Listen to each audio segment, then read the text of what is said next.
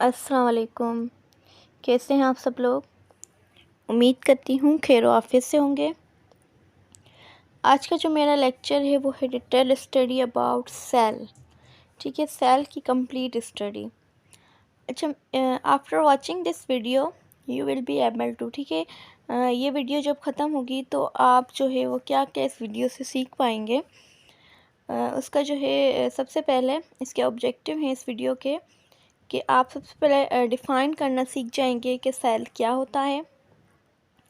Second objective है इसका tell discovery of cell. ठीक है, आप जो है वो सेल की डिस्कवरी को जो है वो अपनी ज़बान में बयान करना बता सकते हैं। आप कैसे कैसे डिस्कवर हुआ सेल, किसने किया। थर्ड है पोस्टुलेट सेल थ्योरी। ठीक है, आप सेल थ्योरी के पोस्टुलेट भी इसके बाद बताना सीख जाएंगे। फोर्थ है understand organelles of plant cell. आप समझ जाएंगे कि प्लांट सेल के अंदर क्या ऑर्गेनल्स होते हैं। फिफ्थ है understand organelles of animal cell. ठीक है, एनिमल सेल के अंदर क्या ऑर्गेनल्स हैं। लास्ट जो है वो हमारा ऑब्जेक्टिव है differentiate between plant cell and animal cell. आप अच्छे तरीके से एनिमल सेल के बीच में और प्लांट सेल के बीच में फ़र्क करना सीख जाएंगे कि क्या डिफरेंस होता है एनिमल सेल और प्लांट सेल के दरमियान। ठीक है, आइए चलते हैं आज के लेक्चर की तरफ, जो कि हमारा फर्स्ट टॉपिक है कि सेल आखिर है क्या। ठीक है, what is a cell. Cell are the fundamental units of life. ठीक है, सेल जो है वो ज़िंदगी का बुनियादी यूनिट है। ठीक है, मीन्स आपकी जो पूरी बॉडी बनी हुई है वो किसकी बनी हुई है, सेल की। मतलब आपकी बुनियादी यूनिट जो है जो है वो क्या है, सेल है। मिसाल के तौर पे कि अगर एक दीवार है, आप जब दीवार खड़ी करते हो तो उसके लिए आप क्या रखते हो, ईंट ईंट ईंट, उसके ऊपर ईंट, उसके ऊपर ईंट, इस तरीके से पूरी दीवार खड़ी हो जाती है। ठीक है, अब जो आपकी बॉडी है, जैसे दीवार का बेसिक यूनिट ईंट होता है, उसी तरीके से जो आपकी बॉडी का बेसिक यूनिट है, आपकी बॉडी को जो जिससे बनाई जाती है वो है सेल। ठीक है, आपके हर हर हिस्से में जो भी आपका बॉडी पार्ट बना हुआ है वो किससे बना हुआ है, सेल का। ठीक है, तो बेसिक यूनिट होते हैं ये कंप्राइज्ड ऑफ वेरियस ऑर्गेनल्स। ठीक है, ये किससे बने हुए होते हैं, इसके अंदर बहुत सारे ऑर्गेनल्स होते हैं। ऑर्गेनल्स कहते हैं बेसिकली सेल के हिस्सों को। सेल के अंदर जितने भी उसके पार्ट्स होते हैं वो ऑर्गेनल्स कहलाते हैं। ठीक है, तो सेल जो है वो बहुत सारे हिस्सों का बना हुआ होता है, that work together to maintain vital functions। ठीक है, और वो सारे ही ऑर्गेनल्स मिल के काम करते हैं तब जाके एक सेल बनता है। ठीक है, जब जितने भी सेल के हिस्से जब मिल के काम करने लगते हैं तो वो एक कंप्लीट सेल कहलाता है। अब हम जो है आज सेल की कंप्लीट डिटेल स्टडी पढ़ेंगे। ठीक है, सबसे पहले आपको डिफ़ाइन करना आना चाहिए कि सेल क्या है। आपसे कोई भी पूछे तो आप ये बता सकते हो कि सेल जो है वो ज़िंदगी का बेसिक यूनिट है। ठीक है, मतलब जो भी लाइफ बनी हुई है वो किसकी बनी हुई है, सेल की। और सेल खुद किसका बना हुआ है, सेल जो है मुख्त ऑर्गेनल्स का बना हुआ है। आगे चलते हैं, डिस्कवरी ऑफ सेल्स। ठीक है, अच्छा, सेल्स के बारे में डिस्कवरी कहाँ से शुरू हुई, किसने बताया सबसे पहले कि हमारी बॉडी जो है या किसी भी जानदार की बॉडी जो है वो किसकी बनी हुई है, सेल की। तो सबसे पहले अगर देखा जाए तो इसमें सेल की डिस्कवरी में कंट्रीब्यूशन आता है रॉबर्ट हुक का 1665 के अंदर। ठीक है, रॉबर्ट हुक ने 1665 के अंदर इसने क्या किया था, ही फर्स्ट ऑब्जर्व। ठीक है, सबसे पहले इसने सेल देखा था कोर्क के अंदर। ठीक है, स्टेम के टू पीस लेकर प्लांट की स्टेम का, उसके अंदर जब उसने माइक्रोस्कोप से देखा तो उसको जो है कुछ छोटे छोटे से खाने नज़र आए। ठीक है, कंपार्टमेंट से नज़र आ रहे हैं उसको, छोटे छोटे से खाने उसको नज़र आए, मतलब बॉक्स लाइक स्ट्रक्चर उसको नज़र आए इसके अंदर। ठीक है, रूम लाइक कंपार्टमेंट्स, तो छोटे छोटे रूम। तो क्योंकि ये जो है इसकी जो है ये जो है वो इंग्लिश साइंटिस्ट था। अब जो है ये ग्रीक का साइंटिस्ट था, तो इसने जो है अपनी ज़बान में इसको वर्ड दिया सेल्स। ठीक है, उनकी ज़बान में सेल्स कहा जाता था टिनी रूम्स को, छोटे छोटे कमरों को, छोटे छोटे खानों को। तो उसने कहा कि मुझे जो है इसके अंदर छोटे छोटे रूम खाने नज़र आ रहे हैं, इसका जो है उसने नाम रखा सेल, जब उसने इस टाइम को देखा था। तो यहाँ से हुई थी सेल की डिस्कवरी स्टार्ट। ठीक है, तो मेन जो रोल आ जाता है सेल की डिस्कवरी में वो होता है रॉबर्ट हुक का, जो कि आमतौर पे हमारे एमसीक्यू पॉइंट ऑफ व्यू से भी अहम सवाल है। इन्होंने जो है ये डिस्कवरी शुरू की थी 1665 से।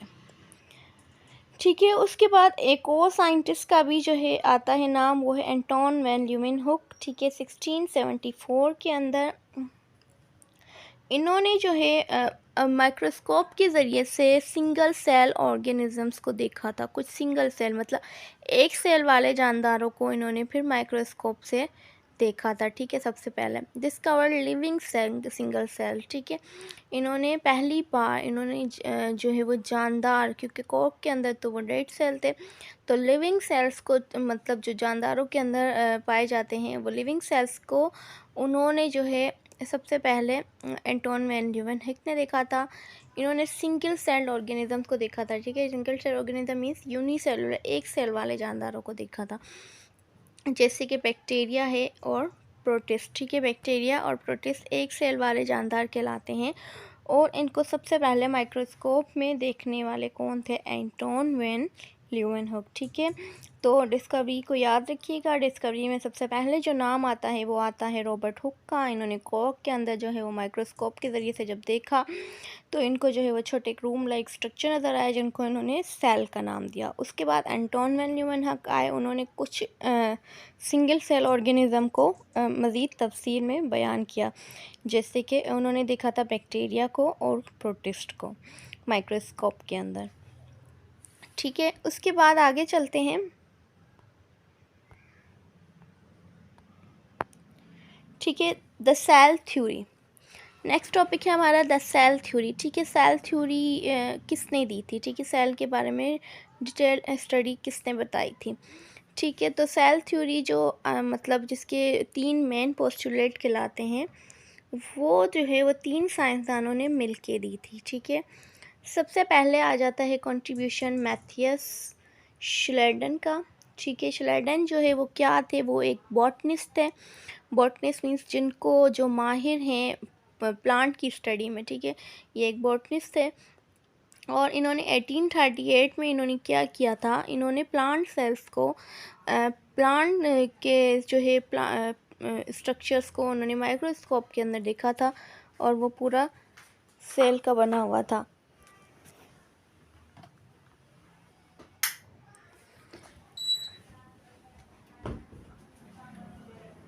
तो इन्होंने कहा था कि जो जितने भी प्लांट होते हैं वो किसके बने हुए होते हैं? सेल के। ठीक है, propose that plants are composed of cell, initiating the cell theory. इन्होंने सेल थ्योरी की शुरुआत की कि इन्होंने जब प्लांट्स को देखा, मुख्तलिफ प्लांट को, तो इन्होंने एक अपनी राय दे दी कि सारे ही प्लांट किसके बने हुए हैं? सेल्स के। ठीक है, जब ये प्लांट पे स्टडी कर रहे थे। उसके बाद थियोडर शिवान आए थे। ठीक है, वो आए थे 1839 के अंदर। अच्छा, ये एक ज़ूलॉजिस्ट थे, तो इन्होंने जो है वो डिटेल स्टडी की थी एनिमल्स की। ठीक है, तो इन्होंने जब एनिमल्स की स्टडी की माइक्रोस्कोप के अंदर, तो इन्होंने मुख्तलिफ एनिमल्स के अंदर भी ये सेल देखा, तो इन्होंने एक अपनी राय दे दी कि he suggested that animals are also made up of cell. इन्होंने भी कहा कि एनिमल्स जो है वो किसके बने हुए हैं? सेल के। ठीक है, उसके बाद जब इनके पॉइंट को एक साथ कंबाइन किया गया, तो इनका पॉइंट कंबाइन होकर बन गया कि all living organisms are made up of cell. ठीक है, ये सेल थ्योरी का पहला पॉइंट बन जाता है कि क्योंकि जब श्रेडन की राय देखी गई कि सारे प्लांट सेल के बने हुए हैं, पिशवान की देखी गई कि एनिमल सेल के बने हुए हैं, तो मुख्तलिफ़ जगहों से जब रिसर्च आई जानदारों के बारे में, तो पता चला कि सारी ही ऑर्गेनिज़म किसके बने हुए हैं? सेल के। तो ये आपके सेल थ्योरी का पहला पॉइंट बन जाता है कि all living organisms are made up of cell. ठीक है, नेक्स्ट पॉइंट होता है सेल का कि सेल क्या है? Cell is the basic structural and functional unit of life. Cell जो है वो ज़िंदगी का बेसिक स्ट्रक्चर और फंक्शनल यूनिट है, मतलब जिससे आपकी बॉडी बनी हुई है और आपके अंदर जितने भी फंक्शन हो रहे हैं वो किसकी वजह से हो रहे हैं? सेल की वजह से। थर्ड पॉइंट जो है वो है आपका दिया था रडल्फ विर्चो ने, ठीक है। ये आए थे 1855 में। पहले सिर्फ 2 पॉइंट थे सेल थ्योरी के। फिर तीसरा पॉइंट जो इन्होंने दिया था कि इन्होंने कहा था ये stated that all cells arise from pre existing cells comprising the completing the cell theory. इन्होंने सेल थ्योरी को इस तरीके से पूरा किया तीसरा पॉइंट बता के कि इन्होंने कहा जो भी सेल न्यू बनते हैं वो सारे जो है वो प्री एग्जिस्टिंग सेल्स से आते हैं। मतलब पुराने सेल डिवाइड होते हैं, फिर उनमें से जो है न्यू सेल बनते हैं। मीन्स ये एक सेल है मैच्योर जो है पुराना सेल है, ये जब डिवाइड होगा तो इसमें से 2 नए सेल बनेंगे, ठीक है। इसी तरीके से इसमें से दो और बनेंगे, तो इस तरीके से सेल बनते जाते हैं, ठीक है। तो इसने ये कहा था कि stated that cell arise from pre existing cell. ये सेल जो है वो कहाँ से आते हैं, पुराने सेलों में से ही आते हैं। और जब ओल्ड सेल की डिवीज़न होती है तो वहाँ से ही न्यू सेल बनते हैं। नेक्स्ट है हमारा common organelles found in all cells, ठीक है। अच्छा, वो कौन कौन से ऑर्गेनल हैं जो सारे ही सेलों में पाए जाते हैं, ठीक है। क्योंकि जितने भी मेन जो है सेल देखे गए थे तो वो कौन से ऑर्गेनल्स थे जो सारे ही सेलों में होते हैं, ठीक है। तो वो 3 ऑर्गेनल्स थे, सेल मेम्ब्रेन, न्यूक्लियस और साइटोप्लाज्म, ठीक है। ये 3 ऑर्गेनल्स जो हैं वो सबके अंदर ही देखे गए थे, ठीक है। चाहे वो प्लांट सेल हो, चाहे वो एनिमल का सेल हो, चाहे किसी का भी हो, तो ये कॉमन ऑर्गेनल्स होते हैं जो सब में पाए जाते हैं। अब इनको डिटेल में पढ़ते हैं कि ये किस तरीके से होते हैं और इनका स्ट्रक्चर कैसा होता है, ठीक है। सबसे पहले आता है हमारा सेल मेम्ब्रेन, ठीक है। सेल मेम्ब्रेन क्या है, एक सेलेक्टिवली परमिएबल मेम्ब्रेन है that control the movement of substance in and out of the cell, ठीक है। ये एक मेम्ब्रेन है, selectively permeable, selectively outer membrane होती है ये, ठीक है। यहाँ देखेंगे आपको एनिमल सेल में और प्लांट सेल में दोनों तरफ ही आपको ये नज़र आएगी। अगर यहाँ आप देखें तो ये इसकी आउटर मेम्ब्रेन ये कहलाती है सेल मेम्ब्रेन, और इसके जो है ये अंदरूनी साइड पे जो मेम्ब्रेन है ये कहलाती है सेल मेम्ब्रेन, ठीक है। अच्छा, ये क्या करती है, ये चीज़ों को जो भी सॉल्यूशन, जो भी वाटर, जितना भी फूड वगैरह आता है उसको सेल को अंदर लेने में और बाहर निकालने में हेल्प करती है, ठीक है। इसका काम है। अब ये सेलेक्टिवली परमिएबल क्यों है, क्योंकि ये सारे ही कंपाउंड को अपने अंदर, सारी चीज़ों को अपने अंदर नहीं आने देती, बल्कि सिलेक्टिव चीज़ों को अपने अंदर आने देती है जिससे सेल को नुकसान ना हो, ठीक है। नेक्स्ट है आपका साइटोप्लाज्म। साइटोप्लाज्म जो है वो क्या होता है, साइटोप्लाज्म जो है ये पूरा जितना भी इसके अंदर फ्लूइड भरा हुआ होता है, जितनी भी ये आपको चीज़ें नज़र आ रही हैं इसके अंदर, ये पूरा साइटोप्लाज्मिक पोर्शन कहलाता है, ठीक है। ये पूरा हिस्सा जो है इसका साइटोप्लाज्म कहलाता है।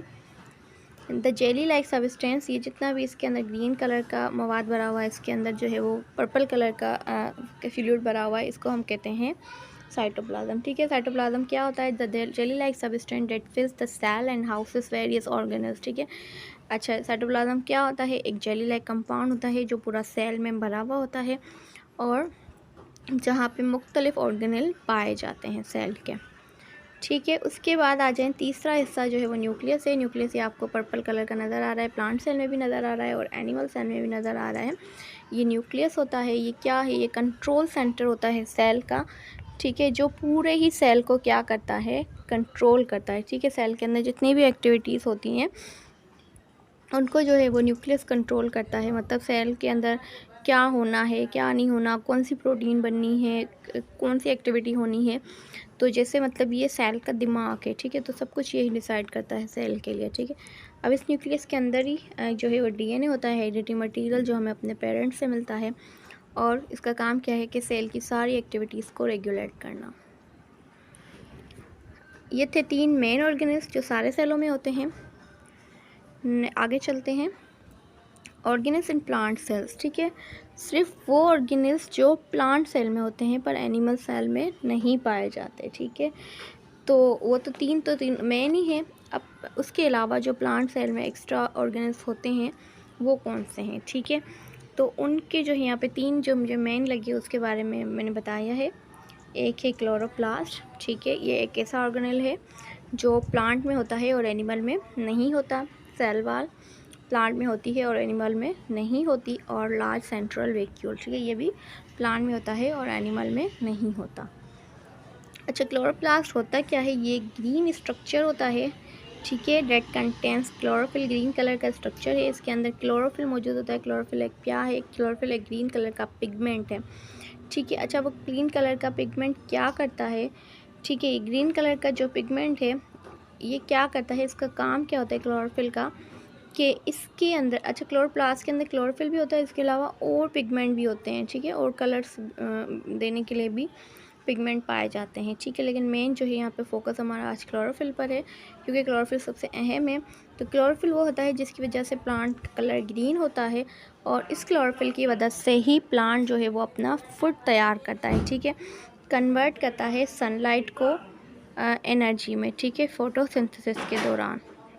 ये क्या करता है? ये कन्वर्ट करता है क्लोरोफिल को सनलाइट को एनर्जी में, ठीक है, मतलब क्या करता है, सूरज से एनर्जी सनलाइट को कैप्चर करता है और प्लांट उसके ज़रिए से क्या बनवाता है? प्लांट से फूड, ठीक है। प्लांट को क्योंकि सनलाइट चाहिए होती है फूड बनाने के लिए, तो उसको कैप्चर कौन करता है? क्लोरोफिल, और फिर उसको कन्वर्ट करता है फूड एनर्जी में। तो ये सारा अमल किस दौरान होता है? फोटोसिंथेसिस के दौरान। फिर नेक्स्ट आपका आ जाता है सेल वाल। सेल वाल जो है वो प्लांट सेल की आउटर बाउंड्री होती है, ठीक है, जैसे पीछे मैंने आपको दिखाया है, यहाँ पे देखें, अगर आप फ़र्क देखना चाहें तो ये देखें, ये जो है क्लोरोप्लास्ट इसके अंदर ये पाए जा रहे हैं ग्रीन कलर के, ठीक है, जबकि ये आपको एनिमल सेल में कहीं भी नज़र नहीं आएंगे, ठीक है। यहाँ देखें, एनिमल सेल में ये क्लोरोफिल कहीं भी मौजूद नहीं है, ठीक है। इसी तरीके से अब अगर आप एनिमल सेल में देखें तो ये एक ही मेम्ब्रेन मौजूद है जिसको सेल मेम्ब्रेन कहते हैं, जबकि अगर आप प्लांट सेल में देखें तो प्लांट सेल में एक एक्स्ट्रा मेम्ब्रेन मौजूद होती है जिसको हम कहते हैं क्या? सेल वाल, ठीक है। ये आउटर मेम्ब्रेन जिसको सेल वाल कहा जाता है, आउटर बाउंड्री, और ये इनर बाउंड्री को कहा जाता है सेल मेम्ब्रेन, ठीक है। इनर और आउटर दो होती हैं प्लांट सेल में। तो बेसिकली मैं आपको अभी ये सेल वाल पढ़ा रही हूँ जो इसकी आउटर बाउंड्री है, जो कि आपको एनिमल सेल में नज़र नहीं आएगी, ठीक है। तो सेल वाल क्या होता है? रिजिड लेयर, एक सख्त लेयर होती है outside the cell, cell membrane से भी बाहर होती है। ये इसका काम क्या होता है कि ये सेल को सपोर्ट देती है और प्रोटेक्शन देती है। ये पूरा सेल वॉल का स्ट्रक्चर है जो हमें आगे के लेक्चर्स में आपको डिटेल में पढ़ाऊँगी, ठीक है। कि फिर सेल वॉल की जो 3 लेयर्स होती हैं, प्राइमरी वाल, मिडिल लेमेला और सेकेंडरी वाल, तो इसको आगे के टॉपिक्स में इंशाल्लाह कवर करेंगे। अच्छा, थर्ड ऑर्गेनेल जो है वो है हमारा लार्ज सेंट्रल वैक्यूल, ठीक है। प्लांट के अंदर जो है वो लार्ज सेंट्रल वैक्यूल होता है, मीन्स इसके बिल्कुल बीच में एक बड़ा सा वैक्यूल होता है। दोबारा coming back to the diagram, अगर हम दोबारा डायग्राम की तरफ आते हैं तो आप देखें यहाँ पे आपको नज़र आएगा एक बड़ा सा वैक्यूल, ठीक है, बिल्कुल एक चप्पल नुमा शक्ल का बड़ा सा वैक्यूल, जबकि यहाँ पे आपको कोई भी ऐसा वैक्यूल नज़र नहीं आएगा एनिमल सेल में। तो ये प्लांट सेल के अंदर ये वैक्यूल मौजूद होता है, ठीक है।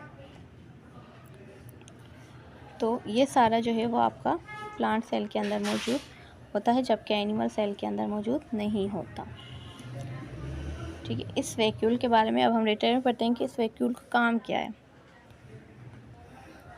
ठीक है। अच्छा, इसका काम जो है वो क्या है? ये स्टोर करता है वाटर को, जितना भी एक्स्ट्रा वाटर प्लांट के अंदर होता है उसको स्टोर करना। न्यूट्रिएंट मतलब प्लांट जो भी अपनी ग़िज़ा वगैरह बनाता है, फूड बनाता है, उसको स्टोर करता है। और वेस्ट मटेरियल्स जितने भी प्लांट के होते हैं उसको स्टोर करता है। Maintaining turgor pressure and regulating cell size, ठीक है, इसकी वजह से सेल की साइज़ भी रेगुलेट रहती है और ये ट्रिगर प्रेशर को भी मेंटेन करता है। ये सारे हैं वैक्यूल के काम। आगे चलते हैं, ऑर्गेनेल्स इन एनिमल सेल, ठीक है, एनिमल सेल्स के ऑर्गेनेल्स, ठीक है। एनिमल सेल्स के ऑर्गेनेल्स कौन कौन से होते हैं? सबसे पहले जो है उसका ऑर्गेनल होता है माइटोकॉन्ड्रिया। ये वो ऑर्गेनेल हैं जो सिर्फ जो है ज़्यादातर मोस्टली जो है वो किस में पाए जाते हैं? सिवाय माइटोकॉन्ड्रिया के बाकी ये 2 ऑर्गेनेल जो है वो ख़ुसूसन किस में पाए जाते हैं? लाइसोसोम और सेंट्रियोल। ये एनिमल सेल में पाए जाते हैं, प्लांट सेल में नहीं होते, जबकि माइटोकॉन्ड्रिया जो है वो दोनों ही सेलों में पाया जाता है, ठीक है। अब सबसे पहले हम पढ़ते हैं माइटोकॉन्ड्रिया क्या होता है, ठीक है। माइटोकॉन्ड्रिया क्या होता है? माइटोकॉन्ड्रिया जो है उसको पावर हाउस ऑफ सेल कहा जाता है। Power house of cell means कि ये क्या करता है, ये जो है वो सेल के लिए एनर्जी बनाता है, ठीक है। मतलब सेल को जितनी भी एनर्जी की ज़रूरत होती है वो माइटोकॉन्ड्रिया से बनवाता है, तो इसलिए इसको क्या कहा जाता है, पावर हाउस। पावर हाउस मतलब ये सेल को एनर्जी सप्लाई करता है, ठीक है। अगर आप देखें तो ये रेड कलर के छोटे छोटे स्ट्रक्चर बने हुए हैं, ये कहलाते हैं माइटोकॉन्ड्रिया। अगर हम पीछे की तस्वीर की तरफ आएँ तो आप देखोगे कि ये माइटोकॉन्ड्रिया दोनों में ही पाए जा रहे हैं, ठीक है। यहाँ भी हैं और इस सेल के अंदर भी ये माइटोकॉन्ड्रिया मौजूद हैं, ठीक है। नेक्स्ट है कि माइटोकॉन्ड्रिया पावर हाउस है, ये क्या करता है, जनरेट करता है energy through cellular respiration. Respiration के ज़रिए से ये प्लांट के लिए क्या बनाता है, एनिमल्स के लिए क्या बनाता है, एनर्जी, ठीक है, एनिमल सेल्स के लिए। अच्छा, नेक्स्ट ऑर्गेनेल है हमारा लाइसोसोम्स, ठीक है। लाइसोसोम्स क्या होते हैं, लाइसोसोम्स जो हैं वो contain enzyme that break down waste material and unwanted cellular component, ठीक है। ये क्या, इनके अंदर क्या पाए जाते हैं, एंजाइम्स पाए जाते हैं लाइसोसोम के अंदर, और ये इनका काम बेसिकली क्या होता है लाइसोसोम का, कि ये क्या करते हैं, मतलब जितना भी प्लांट का वेस्ट मटेरियल है उसको तोड़ देते हैं या उसको रिमूव कर देते हैं, ठीक है। मतलब जिस चीज़ की प्लांट को ज़रूरत नहीं होती उसको ब्रेक कर देते हैं। Contain enzyme that break down waste material and unwanted cellular component, ठीक है। जिस चीज़ से भी सेल को नुकसान होता है तो उसको ख़त्म कर देते हैं, ठीक है। ये यहाँ पे देखें बिल्कुल लाइसोसोम पिंक कलर का जो बना हुआ है, ठीक है, ये लाइसोसोम होता है। इसको सुसाइड सेक ऑफ सेल भी कहा जाता है। मीन्स जब कभी अगर सेल को नुकसान होता है कि किसी भी फॉरेन पार्टिकल से, किसी बैक्टीरिया, किसी वायरस से, तो ये अपने ही सेल को क्या कर देता है, तबाह कर देता है, ख़त्म कर देता है, ठीक है। तो इसलिए जो है इस लाइसोसोम का अहम रोल है उसके अंदर, ठीक है। अब यहाँ पे भी आप अगर देखेंगे इस स्ट्रक्चर के अंदर, तो यहाँ पे देखें ये लाइसोसोम्स पाए जा रहे हैं, लेकिन ये इस तरीके से, और यहाँ पर ये चीज़ नहीं होती, ठीक है। अच्छा, उसके बाद है हमारा सेंट्रियोल। सेंट्रियोल जो है वो क्या होते हैं, centriole play a critical role in cell division, ठीक है। सेंट्रियोल का वैसे तो कोई ख़ास काम आम तौर पे नहीं होता, लेकिन इसका वर्क कब शुरू होता है, जिस वक्त ये जो है सेल्स डिवाइड होने को जाता है तो सेंट्रियोल का काम स्टार्ट होता है, ठीक है। सेंट्रियोल का काम होता है सेल को डिवाइड करना, ठीक है। अब in cell and organization of microtubules during the process, ठीक है। जब सेल डिवीजन का प्रोसेस होता है तो उस दौरान ये क्या बना लेते हैं, माइक्रोट्यूब्यूल्स बना देते हैं और बिछ जाते हैं, मतलब सेल के ऊपर और नीचे की तरफ चले जाते हैं और अपने आप को बिछा देते हैं, ठीक है। सेंट्रियोल जो है अगर आपको देखना है तो यहाँ पे ये इस जगह पे मौजूद है, ठीक है। ठीक है, एक सेंट्रियोल जो है वो 9 रेस का बना हुआ था, एक ऊपर की तरफ चला जाता है, एक नीचे की तरफ आ जाता है, ठीक है। इस तरीके से during the process of cell division, ठीक है, एक सेंट्रियोल ऊपर की तरफ हो जाता है, एक नीचे की तरफ, ठीक है। और इस पूरे को जो है इसका पूरे का रोल जो है वो सेल डिवीजन के दौरान होता है। नेक्स्ट है हमारा difference between plant cells versus animal cell, ठीक है। क्या फ़र्क होता है प्लांट सेल के बीच में और एनिमल सेल्स के बीच में, ठीक है। मतलब अब मैंने आपको ये भी बता दिया कौन से ऑर्गेनेल कॉमन होते हैं और कौन से प्लांट सेल में पाए जाते हैं और कौन से एनिमल सेल में पाए जाते हैं। अब हम इसके एक बार डिफरेंस को देख लेते हैं कि असल में इन दोनों सेल्स के बीच में क्या क्या फ़र्क मौजूद होता है, ठीक है। अच्छा, सबसे पहले प्लांट सेल है वह cell wall for structural support. Plant cell के पास सेल वाल होती है सपोर्ट के लिए, एनिमल सेल के पास सेल वाल नहीं होती, ठीक है। जैसे पहले मैंने आपको पीछे दिखाया कि प्लांट सेल के अंदर सेल वाल थी जबकि एनिमल सेल के अंदर सेल वाल नहीं थी। इसके अंदर लार्ज सेंट्रल वैक्यूल होता है, इसके अंदर छोटे से वैक्यूल होते हैं, ठीक है। बाद बिल्कुल जो है वो छोटे छोटे से वैक्यूल पाए जाते हैं, बड़ा वैक्यूल नहीं है इसके अंदर। क्लोरोप्लास्ट इनेबल फोटोसिंथेसिस, के अंदर क्लोरोप्लास्ट मौजूद होता है जो फोटोसिंथेसिस करवाता है, इसके अंदर क्लोरोप्लास्ट नहीं मौजूद होता जिसकी वजह से इसके अंदर फोटोसिंथेसिस नहीं होती। May contain plastids for storage, ठीक है, इसके अंदर प्लास्टिड भी मौजूद होता है, इसके अंदर प्लास्टिड मौजूद नहीं होता, ठीक है। This was all over about cell. ठीक है, ये पूरा आज का मेरा लेक्चर था वो कंप्लीट सेल के बारे में था। उम्मीद करती हूँ आपको समझ आया होगा। अगर जो है वो आपको कोई चीज़ नहीं समझ आई है तो अपनी राय कमेंट सेक्शन में ज़रूर दीजिएगा। अब तक के लिए